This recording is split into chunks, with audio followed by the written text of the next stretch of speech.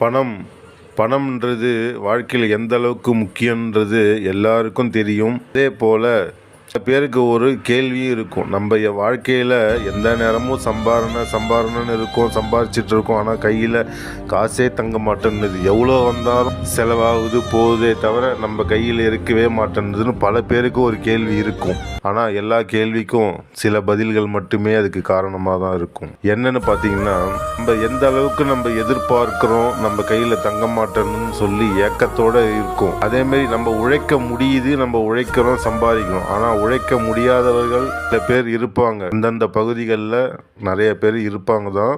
உங்களுக்கு நமக்கு கொடுக்கணுன்ற ஒரு எண்ணம் வந்தாலே அனைத்துமே மாறிவிடும், வாழ்க்கையே மாறிவிடும். இதுதான் உண்மை. இதை நம்ம தெளிவாக புரிஞ்சுக்கிட்டோம்னா பிரச்சனை நம்ம வாழ்க்கையில் இருக்காது. இல்லை பணம் நம்மக்கிட்ட தங்க மாட்டேன்னுது, கையில் இருக்க மாட்டேன்னுது இப்படின்னு ஒரு தோற்றமே வராது உங்கள் எண்ணத்துக்கு. ஏன்னா இதை இயல்பாகவே சிவனடியார்கள் செய்து கொண்டு தான் இருப்பார்கள். உங்களுக்கு எவ்வளோ வருமானம் வருதோ இல்லையோ, ஆனால் அந்த எண்ணம் மட்டும் அவங்களுக்கு கொடுக்கக்கூடிய தன்மையை அப்பன் சிவபெருமானே உருவாக்கி விடுவார்.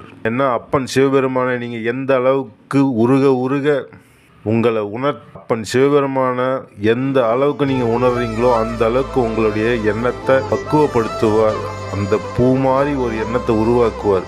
உழைக்க முடியாத இருப்பவர்களுக்கு கண்டிப்பாக உதவும் போது எல்லையற்ற ஒரு வாழ்க்கையை தருவார். பணம் என்பது உங்களுக்கு அப்போ அது ஒரு பெரிய விஷயமாகவே தெரியாது. அந்த மாதிரி மாற்றி உங்களை அமைத்து வாழ்க்கையில் பெரிய ஒரு இடத்துக்கு கொண்டு செல்வார். இது உண்மை. இதை நீங்கள் உணர்ந்திருந்தால் கண்டிப்பாக உங்களுக்கு புரிஞ்சிருக்கும். ஏன்னா நிறைய பேருக்கு இந்த கேள்வி இருக்கும் மனசுக்குள்ள. ஏன்னா கஷ்டப்பட்டு உழைக்கும் போது அந்த பணம் செலவாகிட்டே இருக்குமே தவிர கையில் இருக்காதுன்னா அப்போ எந்த ஒரு காரணம் இருக்கணும்ல. அந்த காரணத்தை நம்ம யோசிக்கிறது கிடையாது. அதை யோசித்தோம்னாலே பல பிரச்சனைகளுக்கு ஒரு முடிவு கிடைச்சிடும். அதை நம்ம யோசிக்கிறதுக்கான நேரத்தை கொடுக்கறது இல்லை. நம்ம அதை பற்றி தெரிஞ்சுக்கணும்னு ஒரு ஏக்கம் இல்லை. அதுக்கு காரணம் அப்பன் சிவபெருமான நீங்கள் நினைக்கலன்னு அர்த்தம். அதுக்கு உங்களுக்கு தடையாக ஏதோ ஒரு விஷயம் இருக்குன்னு அர்த்தம். நீங்கள் அதை மாற்றுங்க. அப்பன் சிவபெருமானை நினச்சி மனம் உருக அவரை நீங்கள் தியானித்து வந்தாலோ இல்லை தினமும் அவரை நினைப்பில் இருந்தாலோ கண்டிப்பாக அனைத்துமே மாறும். உங்கள் கையில் பணமும் அதிகமாக சேரும். கொடுக்கும் தன்மை உள்ள வரை அது மனசார இருக்கணும். நீங்கள் வற்புறுத்தியோ இல்லை புலம்பிக்கிட்டோ கொடுக்கக்கூடாது.